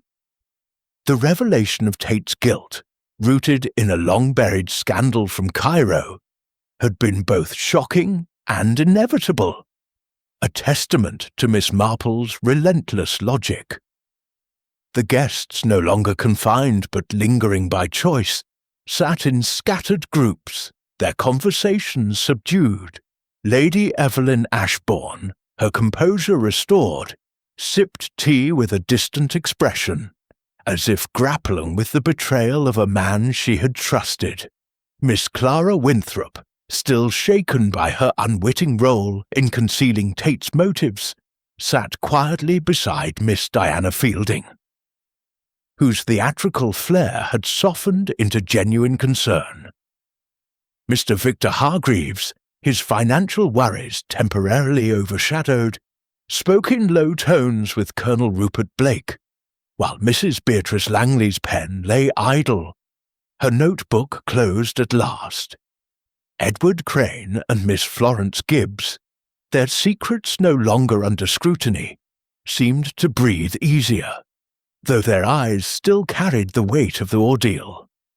Miss Marple, seated in her usual corner, knitted with her customary calm, her needles clicking softly against the morning's stillness. Hastings approached her, his admiration tinged with curiosity. "Miss Marple," he said, settling into a chair beside her, "you saw through it all. The glass, the letter, Tate's motives. How do you do it? It's as if you see into people's souls." She smiled, her eyes twinkling with a warmth that belied their sharpness. "Not their souls, Captain Hastings, but their habits, their little ways. People are not so different, you know, whether in St. Mary's Mead or a grand manor like this. They act according to their natures, and those natures leave traces. A glass turned upside down, a hesitation before drinking, a letter kept close. Mr. Tate's nature was ambitious, but also fearful. He could not bear the thought of his past being exposed." Hastings nodded, recalling the reenactment, the way Tate's composure had cracked under Miss Marple's gentle pressure. "The Cairo scandal," he said. "You knew it was the key, didn't you? The letter, the will, they all pointed back to it." "Indeed," she replied, her needles pausing briefly. "Sir Reginald was a meticulous man, but also a proud one. He kept that letter because it was a reminder of a wrong he meant to right. Mr. Tate, however, saw only ruin in that intention.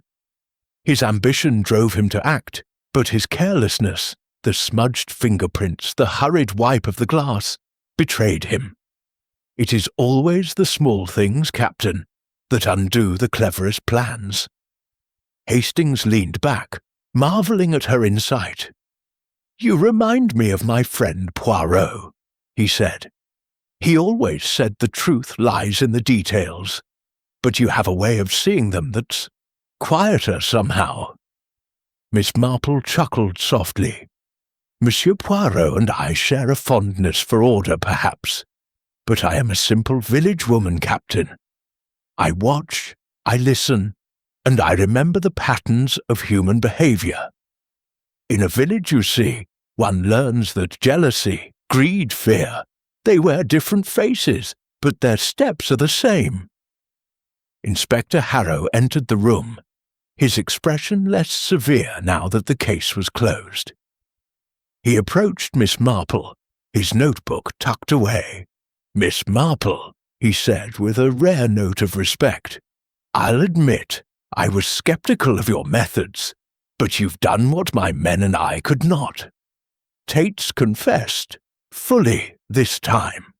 The vial was his, and he admitted to slipping the cyanide into the glass during the pre-dinner chaos. He thought he'd covered his tracks." Miss Marple inclined her head. "He was clever, Inspector, but not clever enough. The truth has a way of surfacing, like a stone in a garden bed. You cannot bury it forever." Harrow nodded, then turned to address the group. "You're free to leave the manor, though I'll need statements from each of you before you go. Mr. Tate will face justice, and Sir Reginald's death is solved, thanks to Miss Marple." The guests murmured their gratitude, some approaching Miss Marple to offer halting thanks. Lady Evelyn, her voice soft, said, "I don't know how to thank you, Miss Marple. Reginald would have been grateful for your clarity." Miss Marple's smile was kind. "I'm only sorry it came at such a cost, Lady Evelyn. But justice, though painful, brings peace." As the guests began to disperse, preparing to leave the manor that had held them captive, Hastings lingered with Miss Marple. "What now?" he asked. "Back to St. Mary's Mead?" She tucked her knitting into her bag and rose, her frail figure belying the strength of her mind. "Yes, Captain. To my cottage, my garden, and the quiet life. But I shall keep an eye on the village, for even there the human heart holds its secrets." She paused at the door, her eyes sweeping the room one last time. "And you, Captain, will you tell Monsieur Poirot of our little adventure?" Hastings grinned. "He'll be jealous, I wager. But I'll tell him he's met his match in you." Miss Marple's laugh was soft, almost lost in the creak of the manor's ancient floorboards. With a final nod, she stepped into the hall, her figure fading into the shadows of Greystone Manor. Hastings watched her go, knowing that the unassuming spinster had left an indelible mark on this tragedy, her quiet wisdom illuminating the darkest corners of human nature. Chapter 12. The Echoes of Truth. The morning sun cast a tentative glow over Greystone Manor, its rays filtering through the mist that still lingered in the Devon hills. The grand house, though freed from the immediate shadow of murder, carried a lingering melancholy, as if the stones themselves mourned Sir Reginald Ashbourne's loss. The guests, now released from their confinement, prepared to depart, their bags packed and their farewells subdued. Captain Arthur Hastings stood in the entrance hall, watching as carriages and motor cars arrived to carry the party back to their lives, forever altered by the events of the past days. He felt a quiet satisfaction at the resolution, yet a nagging sense that Miss Jane Marple's work was not entirely done. Miss Marple herself stood near the grand staircase, her knitting bag slung over her arm, her expression serene but watchful. She had declined Lady Evelyn's offer of a ride to St. Mary's Mead, preferring to wait for the local bus, a choice that Hastings found both characteristic and endearing. Her unassuming presence belied the sharp mind that had unravelled the mystery of Sir Reginald's death, exposing Mr. Lawrence Tate's guilt with a precision that rivalled Hercule Poirot's finest moments. As the guests gathered their belongings, Miss Clara Winthrop approached Miss Marple, her delicate features still etched with guilt.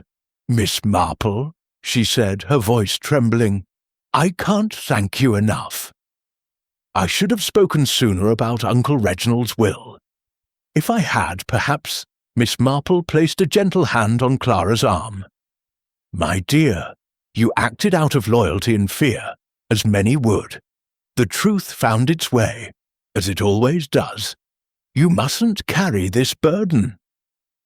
Clara nodded, tears welling in her eyes, and hurried to join Lady Evelyn, who was issuing instructions to the staff. Hastings watched the exchange, marvelling at Miss Marple's ability to offer comfort while maintaining her relentless pursuit of truth. He joined her by the staircase. His curiosity piqued. Miss Marple, you seemed so certain of Tate's guilt. Was there anything else, any other clue, that confirmed it for you? She smiled faintly, her eyes scanning the hall where the guests milled about. The clues were many, Captain, but the most telling was Mr. Tate's behaviour. His insistence on sitting beside Miss Winthrop, his unease when Cairo was mentioned, the way he avoided the sideboard after his act. These were the threads that wove the pattern. And then, of course, the letter. It was typed, you see, not handwritten, which suggested a man accustomed to formal correspondence, like a barrister. Mr. Tate's ambition was his undoing. Hastings nodded, recalling the letter's cryptic reference to a past mistake in Cairo. You think he sent it to pressure Sir Reginald, to keep him quiet about the scandal?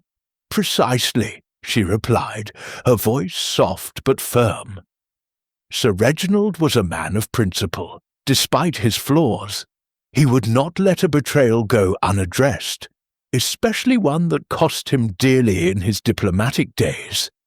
Mr. Tate, fearing exposure, chose poison over ruin. As they spoke, Mrs. Beatrice Langley approached, her notebook tucked under her arm. Miss Marple, she said, her sharp eyes glinting with admiration, you've given me quite the material for my next novel. Though I confess, I didn't expect to be part of such a drama myself. Miss Marple's smile was wry. Fiction often draws from life, Mrs. Langley, but I trust you'll be discreet. The truth, once revealed, need not be sensationalized. Mrs. Langley laughed, a rare softness in her demeanour. You have my word, though I suspect your village has more stories than you let on. As she moved away, Hastings caught sight of Mr. Victor Hargreaves, who lingered near the door, his face drawn. The financier's debts to Sir Reginald had been a point of suspicion, but Miss Marple had dismissed him as the culprit early on. Curious, Hastings asked, why were you so sure Hargreaves wasn't involved? His motive seemed strong.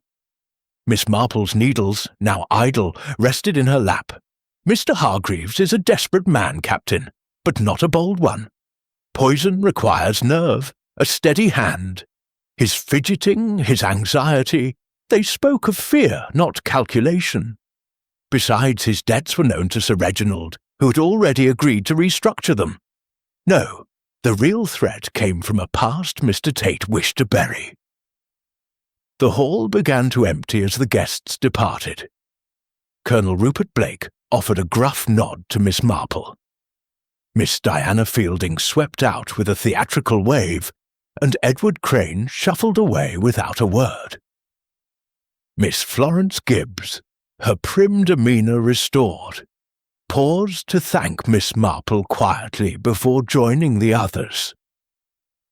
The manor felt emptier, its grandeur diminished by the tragedy it had witnessed. Inspector Harrow approached, his stern face softened by gratitude. Miss Marple, I've sent word to the Chief Constable about your assistance. You've a knack for this, though I'll wager you don't seek the credit. I seek only clarity, Inspector, she replied, her eyes twinkling. The truth is its own reward. As Harrow left to finalize his report, Hastings turned to Miss Marple. "You've done it again, Miss Marple. Poirot would be proud." She chuckled softly, adjusting her shawl. "Monsieur Poirot and I share a love of puzzles, Captain, but I am content with my quiet corner of the world. Now, I must catch my bus. The roses in my garden need tending." With a final nod, she stepped out into the crisp morning air, her figure small but indomitable against the vastness of Greystone Manor. Hastings watched her go, knowing that St. Mary's Mead would welcome her back, unaware of the brilliance that had just illuminated one of its darkest chapters. Chapter 13. The Lingering Shadows. The departure of the guests from Greystone Manor left an eerie quiet in its wake, the grand halls echoing with the memory of Sir Reginald Ashbourne's murder and its dramatic resolution.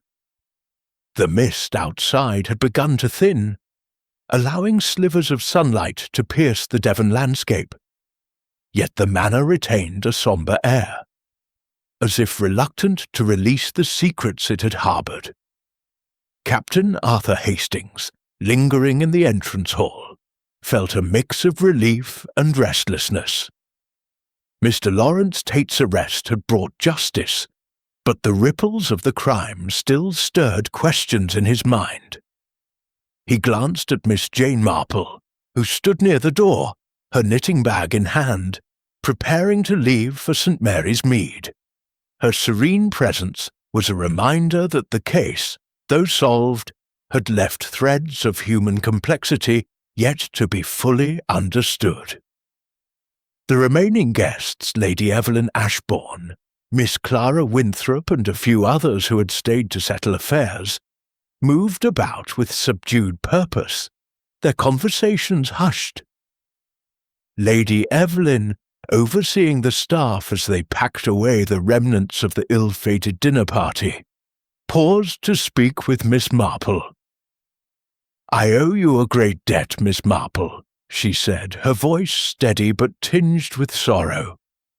"Reginald's death was a shock, but knowing the truth brings some measure of peace." Miss Marple inclined her head, her expression kind. "Truth is a bitter medicine, Lady Evelyn, but it heals in time. I am only glad to have helped bring clarity to this tragedy." Hastings, standing nearby, noted the weight in Lady Evelyn's eyes. The revelation of Tate's motive, a scandal from Cairo that threatened his career, had exposed not just a murderer, but the fragility of the manor's polished facade. He approached Miss Marple, his curiosity unabated. "Miss Marple, you are so certain of Tate's guilt, but I keep wondering about the others. Could there have been an accomplice? Miss Winthrop, perhaps? Or even Mrs. Langley, with her novel?" Miss Marple's eyes twinkled, though her tone remained gentle. "A sharp mind, Captain Hastings, always looking for the hidden twist. But no, I believe Mr. Tate acted alone. Miss Winthrop's silence was born of loyalty and fear, not complicity. As for Mrs. Langley, her curiosity was that of a writer, not a conspirator.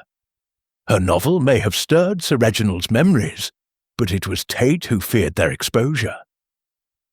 Hastings nodded, though his thoughts lingered on the other guests. And Hargreaves? His debts seemed such a strong motive. "Indeed," she replied, adjusting her shawl, "but Mr. Hargreaves is a man of bluster, not action. His debts were real, but Sir Reginald's leniency removed his need to act." "No, Captain, the poison was Tate's alone, a desperate act to protect his future." As they spoke, Miss Clara Winthrop approached, her delicate frame still fragile from the ordeal. "Miss Marple," she said, her voice soft, "I feel such a fool for not speaking sooner about Uncle Reginald's will. If I had, perhaps he'd still be alive." Miss Marple's smile was warm, almost maternal. "You mustn't blame yourself, my dear. The heart is a complicated thing, and fear can silence even the bravest. You spoke when it mattered, and that took courage." Clara's eyes filled with tears, but she managed a nod before retreating to join Lady Evelyn. Hastings watched her go, struck by Miss Marple's ability to offer solace while piercing the veil of human motives. He thought of Poirot, who would have revelled in the drama of the reveal, and realized that Miss Marple's quieter approach was no less effective. Inspector Harrow joined them, his stern demeanour softened by the case's resolution. "Miss Marple, I've just received word from the station. Tate's confession is solid. He's admitted to acquiring the cyanide from a contact in London, planning it after Sir Reginald threatened to expose his role in the Cairo scandal. You were right about the letter, too. It was his, typed to avoid recognition." Miss Marple nodded, unsurprised. A careful man, Mr. Tate, but not careful enough. The smudged fingerprints, the glass's position, these were his mistakes, and they spoke louder than his denials. Harrow tipped his hat. "You've a gift, Miss Marple. If you ever tire of St. Mary's Mead, the Yard could use you." She chuckled, a soft musical sound. "I'm quite content with my village, Inspector. There are mysteries enough there, though they rarely involve poison." As Harrow moved to oversee the final statements, Hastings turned to Miss Marple. "You mentioned the patterns of human behaviour before. Do you think this could have been prevented? If Sir Reginald had confronted Tate earlier, perhaps?" Miss Marple's gaze grew distant, her hands resting on her knitting bag. "Perhaps, Captain, but the human heart is stubborn. Sir Reginald's pride, Tate's ambition, they set this tragedy in motion long ago. We cannot prevent what is rooted in character, only uncover it when it surfaces." The hall emptied as the last guests departed, their motor cars crunching down the gravel drive. Miss Marple glanced at her watch, noting the approach of her bus. "Time for me to go, Captain," she said, her voice light. "My roses await, and I've a parish meeting tomorrow." Hastings grinned, offering to carry her bag to the gate. "Poirot will want a full account of this, you know. He'll be insufferable, claiming he could have solved it faster." "Let him claim it," she replied, her eyes twinkling.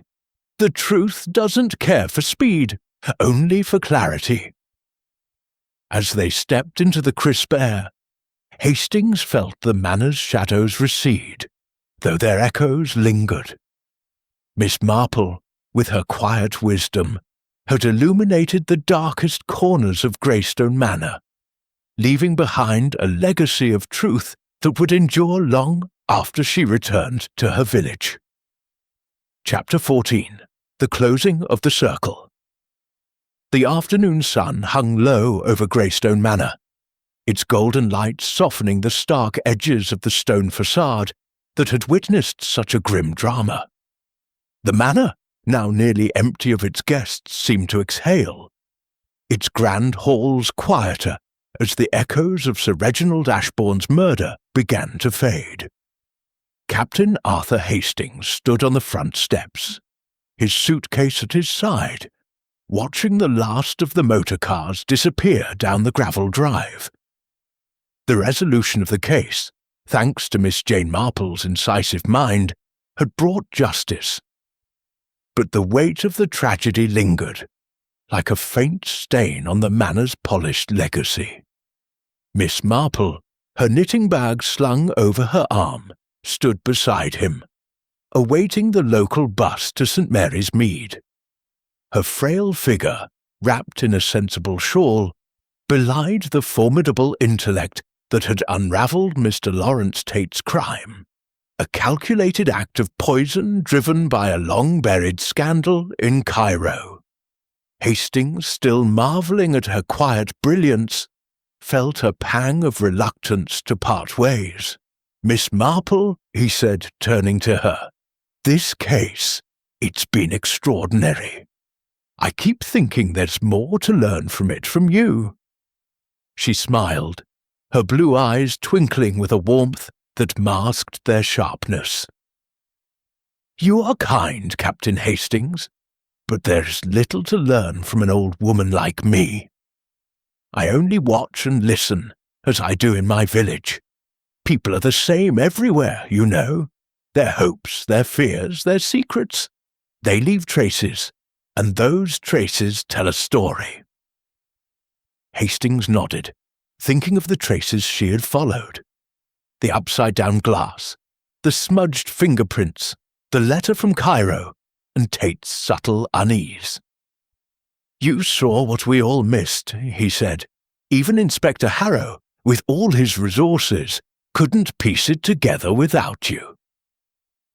"Inspector Harrow is a capable man," she replied, adjusting her bag.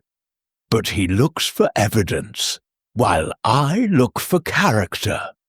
Mr. Tate's ambition, his fear of exposure, it was written in his actions, his choice of seat, his avoidance of certain topics.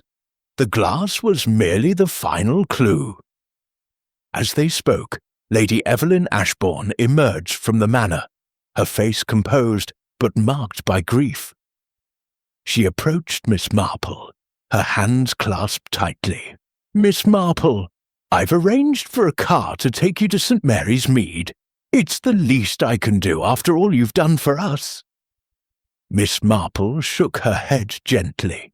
"Thank you, Lady Evelyn, but the bus suits me perfectly. I enjoy the simplicity of it, and it gives me time to think." Lady Evelyn's eyes softened. "You've given us clarity in a dark time. Reginald would have admired your resolve. I only wish he had been more open about his troubles in Cairo. Perhaps then—" Her voice trailed off, and Miss Marple placed a reassuring hand on her arm.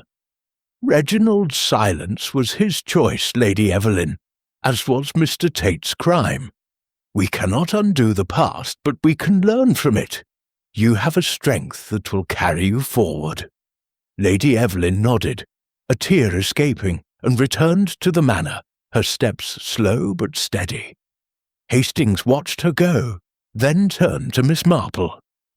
"You have a way of comforting people, even after exposing such painful truths." "It is not the truth that wounds, Captain," she said softly, "but the secrets that hide it. Once they are brought to light, healing can begin." A distant rumble announced the approach of the bus, its dusty frame emerging from the mist. Hastings picked up Miss Marple's bag, insisting on carrying it to the gate. "I'll write to Poirot about this," he said with a grin. "He'll want every detail, though I suspect he'll claim he could have solved it in half the time." Miss Marple's laugh was soft, like the rustle of leaves. "Let him claim it, Captain. Monsieur Poirot's flair is his own, but I am content with my quiet methods. The truth, you see, does not need theatrics. It only needs patience." As they reached the gate, the bus pulled up, its door creaking open. Hastings handed her the bag, feeling a sudden reluctance to let her go. "Will you ever take on another case like this?" he asked. "Or is St. Mary's Mead enough for you?" She paused, her hand on the bus's railing, and looked back at the manor. Its silhouette stark against the fading light. "My village has its own mysteries, Captain. Smaller, perhaps, but no less human. But if fate calls me to another manor, I shall answer, as I always do, with my knitting and my eyes open." With a final nod, she boarded the bus, settling into a seat by the window. As the vehicle rumbled away, Hastings stood at the gate, watching until it vanished into the mist. Greystone Manor loomed behind him, its circle of secrets closed by Miss Marple's relentless logic.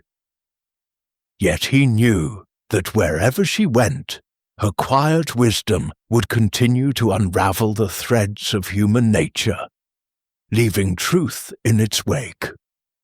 Chapter 15. The Quiet Departure. The twilight of Greystone Manor's ordeal settled softly over the Devon countryside, the last rays of sunlight painting the hills in hues of amber and gold. The manor, now emptied of its guests and their secrets, stood as a silent witness to the tragedy that had unfolded within its walls. Captain Arthur Hastings, his suitcase packed and his mind still turning over the events of the past days, stood on the gravel drive, awaiting his own departure.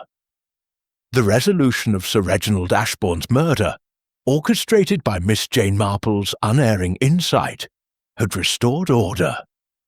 Yet the echoes of betrayal lingered, a reminder of the fragility beneath the manor's grandeur. Miss Marple had departed earlier that afternoon, her modest bus carrying her back to the simplicity of St. Mary's Mead. Hastings could still picture her, a small figure with her knitting bag, her serene smile masking the brilliance that had exposed Mr. Lawrence Tate's crime, the memory of her quiet authority, her ability to see through the chaos of human motives to the truth hidden in a turned glass. A smudged fingerprint, a cryptic letter, filled him with a profound respect. She was, he thought, a force as formidable as his friend Hercule Poirot, though her methods were as gentle as the village life she cherished. As he waited for his car, Hastings reflected on the final pieces of the puzzle. Tate's confession, prompted by Miss Marple's relentless pressure, had laid bare the motive. A scandal in Cairo, where Tate, then a young barrister, had manipulated a financial deal to his advantage, betraying Sir Reginald's trust. The letter, typed and unsigned, was Tate's desperate attempt to silence Sir Reginald's growing suspicions, but when threats failed, poison became his solution. The will, altered to cut Tate out, had been the final catalyst, pushing him to act before his ruin was complete. Miss Marple had seen it all, the ambition, the fear, the fatal misstep of a man too clever for his own good. The crunch of gravel announced the arrival of Lady Evelyn Ashbourne, who emerged from the manor to bid him farewell. Her face, though marked by grief, carried a newfound resolve. "Captain Hastings," she said, her voice steady, "I cannot thank you enough for your support during this ordeal. Miss Marple spoke highly of you, and I see why." Hastings bowed slightly, touched by her words. "I did little, Lady Evelyn. It was Miss Marple who brought clarity. She has a gift for seeing what others overlook." Lady Evelyn nodded, her eyes distant. She saw into the heart of this tragedy, Reginald's pride, Tate's desperation. "I wish I had seen it myself, but I was blind to his troubles." "You couldn't have known," Hastings said gently.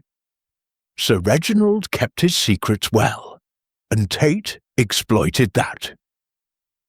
She sighed, glancing back at the manor. "Perhaps, but I shall carry on, for Reginald's sake and for Clara's. The manor will endure, as it always has." As she returned inside, Hastings thought of Miss Marple's parting words. The truth does not need theatrics. It only needs patience. Her patience had unravelled a web of deceit, exposing not just a murderer, but the human frailties that drove him. The other guests, Miss Clara Winthrop, burdened by her silence, Mr. Victor Hargreaves, wrestling with his debts, Mrs. Beatrice Langley, weaving her novel from the tragedy, had all been touched by the case, their lives altered by the truth Miss Marple had uncovered. The car arrived, its engine humming softly, and Hastings took one last look at Greystone Manor. Its grey stone facade, once imposing, now seemed softened by the resolution of its darkest chapter.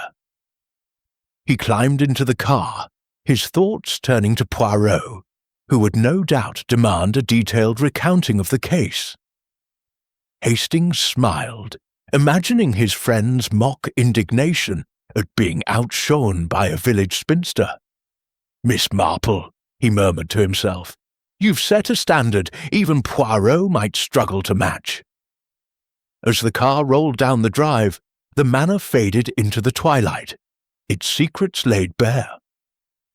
In St. Mary's Mead, Miss Marple would return to her roses, her parish meetings, her quiet observation of village life.